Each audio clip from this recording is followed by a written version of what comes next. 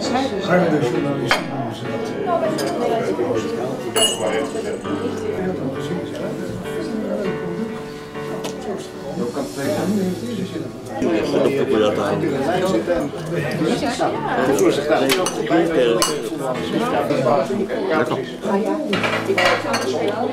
Maar laten wachten, dus laten we maar meteen beginnen met het seminar. Hartstikke fijn dat jullie verzorgd vandaag hebben. Er zijn nog wat mensen die zich hebben opgegeven, dus het kan zijn dat die zo meteen nog binnenkomen. Nou, ook namens mij allemaal van harte welkom. Leuk dat jullie hier allemaal zijn, Tweede Paasdag. Toch een bijzondere dag, hè? Wat was jullie eerste reactie toen je de uitnodiging kreeg? Tweede Paasdag, 9 april? Foutje. Foutje? Ja. Allemaal? Foutje? Ja. Ja. Ja, Dus onze gezondheid, ons gedrag, ons succes. Met andere woorden, ja, eigenlijk is het meest wezenlijke wat er bestaat en dat is je eigen brein.